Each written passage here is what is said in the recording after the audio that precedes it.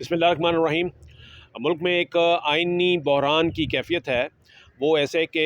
جو قومی اسمبلی کا اجلاس بلانے کے لیے صدر مملکت نے سمری مسترد کی، اس میں ان کا یہ کہنا ہے کہ اجلاس اگر نامکمل ہاؤس کا بلا لیا تو یہ غیر آئینی عمل ہوگا، جبکہ ان کے اس اقدام کو یہ کہا جا رہا ہے کہ صدر مملکت نے آئین شکنی کی ہے، آئین توڑا ہے، کیونکہ انہوں نے جو آئین کہتا ہے کہ صدر مملکت 21 پولنگ کے بعد 21 دن کے اندر قومی اسمبلی کا اجلاس بلانے کے مجاز ہیں، بلانا چاہیے، تو وہ اگر انہوں نے نہیں بلاتے تو ایسی صورت میں یہ وہ آئین کی خلاف ورزی کریں گے۔ تو یہ دونوں طرح سے الزامات لگ رہے ہیں کہ جی آئین ٹوٹ گیا ہے، ایسے بھی اگر آئین ٹوٹا ہے ان کی بات کر لیجئے، اور دوسرے حلقے کی بات کی جائے تو وہاں پر بھی یہ کہا جا رہا ہے کہ جی غیر آئینی کام ہو رہا ہے، اور یہ بھی کہا جا رہا ہے کہ ایسی صورتحال میں اگر قومی اسمبلی کا اجلاس ہوتا ہے تو وہ غیر آئینی ہوگا، اور وہاں کی جتنی پروسیڈنگ ہوگی، یعنی اسپیکر، ڈپٹی اسپیکر کا یا قائد ایوان کا جو انتخاب ہوگا، الیکشن ہوگا وزیر اعظم کا، وہ بھی غیر آئینی تصور ہوگا۔ ایک ایسی بحرانی کیفیت ہے۔ اسی حوالے سے آج جو سینٹ میں قائد ایوان ہیں اسحاق ڈار، انہوں نے ایک پریس کانفرنس کی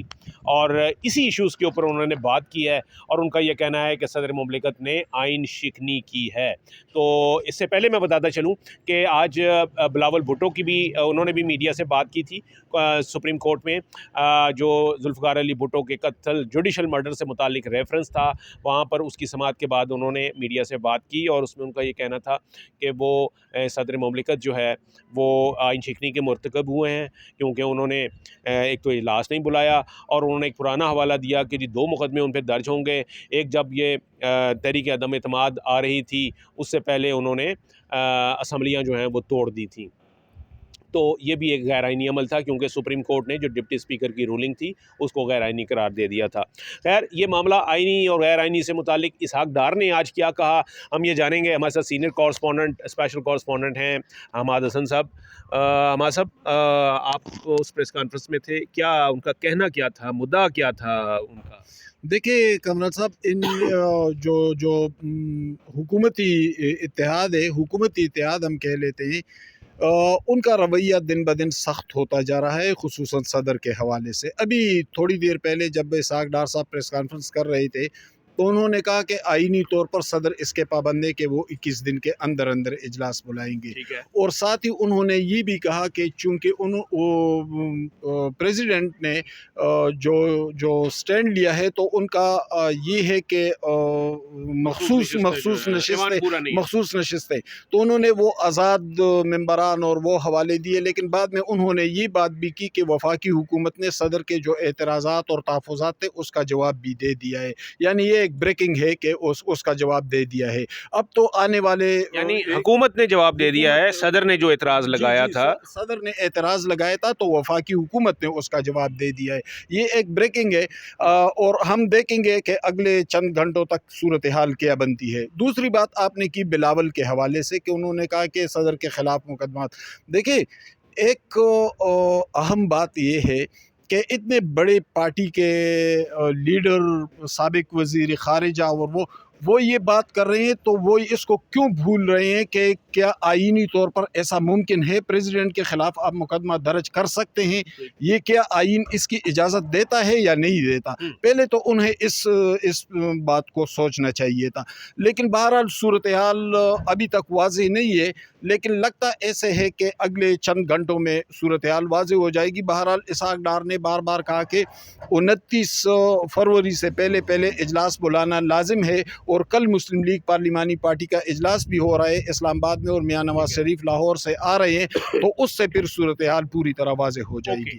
یعنی اس سے ایک تو ہم یہ اخذ کر سکتے ہیں کہ قومی اسمبلی کا اجلاس جو ہے وہ ہر حال میں 29 تاریخ کو ہی ہوگا، اور دوسری بات یہ ہے کہ وہ جو یہ آئین کا حوالہ دے رہے ہیں کہ جی آئین میں یہ لکھا ہے کہ جی 21 دن کے اندر اندر قومی اسمبلی کا اجلاس بلانا ضروری ہے، تو آئین میں تو سر یہ بھی لکھا تھا کہ 90 دن کے اندر الیکشن کرنا جو ہے وہ بھی ضروری ہے۔ بس المیہ تو اس ملک کا یہ ہے کہ وہ سب کچھ ہوتا ہے جو آئین میں ہوتا ہے، لیکن عملی طور پر ایسا نہیں ہوتا. وہ تو ضیاء الحق بھی 90 دن کے لیے آیا تھا اور الیکشن کا کہا تھا. پھر یہ سلسلہ چونکہ بدقسمتی سے ہمارے ساتھ چل رہا ہے، لیکن ابھی جو معروضی صورتحال ہے، جو موجودہ صورتحال ہے، اس حوالے سے ان کا سٹینڈ کافی سٹرانگ ہے، اور یہ اس پر ڈٹے ہوئے ہیں کہ 29 فروری تک اجلاس بلانا لازم ہے اور اسے بلایا جائے گا. اچھا، آپ نہیں سمجھتے کہ جو سنی اتحاد کونسل سے پاکستان تحریک انصاف کے لوگوں جو شامل ہوئے اس میں، اور پھر اس کے بعد مخصوص نشستوں کے لیے انہوں نے اپلائی کیا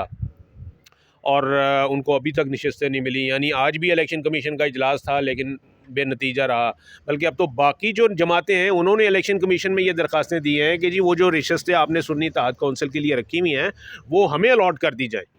تو اس صورتحال میں آپ نہیں سمجھتے کہ پاکستان تحریک انصاف یا سنی اتحاد کونسل جو ہے وہ ابھی ان کو بڑی عدالت سے رجوع نہیں کرنا چاہیے تھا اس ڈیلے پر؟ پتہ نہیں کہ وہ ابھی تک اس سلسلے میں سپریم کورٹ یا کسی دوسری بڑی عدالت میں کیوں نہیں گئے. بہرحال ایک نقطہ یہ بھی ہے کہ چونکہ سنی اتحاد کونسل کے ہیڈ جو ہیں وہ خود آزاد حیثیت میں منتخب ہوئے ہیں، تو وہ نہیں کر سکتے مخصوص نشستوں کے لیے، یعنی ان کی پارٹی میں مخصوص نشستوں والے نہیں آ سکتے کیونکہ وہ خود آزاد حیثیت سے آئے ہوئے ہیں. لیکن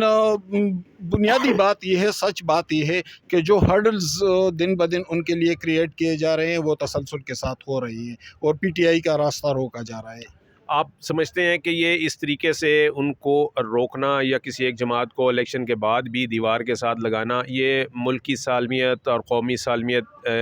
کے اس کے خلاف ہے؟ بلکہ آپ نے ابھی تھوڑی دیر پہلے آپ سے بات ہو رہی تھی تو آپ نے اس کی کے پی اسمبلی کا حوالہ دیا تھا کہ وہاں پر ایک پارٹی کی اکثریت ہونا اور دوسری دیگر جماعتیں وہاں پر ہیں ان کو بالکل سسٹم سے علیحدہ کر دینا، یہ ایک خطرناک ایک فنومینا ہوگا. دیکھیں کامران صاحب، یہ بات میں 2-3 دن سے میڈیا پہ کرتا چلا آ رہا ہوں. ایک المیہ تو ہم دیکھ چکے ہیں کہ اکثریت کو آپ رد کریں گے تو پھر اس کے نتائج کیا ہوتے ہیں، اور وہ ہمارے سامنے ہے. اس وقت بہت امبیلنس پوزیشن ہے خیبر پختونخوا میں. ایک تو پی ٹی آئی کو بہت بڑی اکثریت مل گئی ہے، اسمبلی فلور پہ ان کی بہت بڑی اکثریت ہے، لیکن ان کے علاوہ جو 2 مضبوط ترین جماعتیں ہیں، جو بہت پرانی 100 سالہ جماعتیں ہیں، جس میں این پی اور جمعیت العلماء اسلام ہے، یہ تینوں جماعتیں بیک وقت گو کہ ایک دوسرے کے مخالف ہیں، لیکن یہ بیک وقت اسٹیبلشمنٹ کے شدید مخالف ہے اور ایک ایسے پوائنٹ پر کڑے ہیں جہاں سے پیچھے راستہ بھی نہیں ہے. میں ایک خطرے کو سمل کر رہا ہوں کہ اگر یہ تینوں جماعتیں باہم ملے اپنی ناراضگی کے نقطے پر یہ ایک پلیٹ فارم پہ اکٹھے ہو جائے، یکسو ہو جائے، اور فرض کرے ان کے ساتھ یہی رویہ رکھا جائے جو اس وقت ان کے ساتھ رکھا جا رہا ہے، اور یہ اس کے رد عمل میں کسی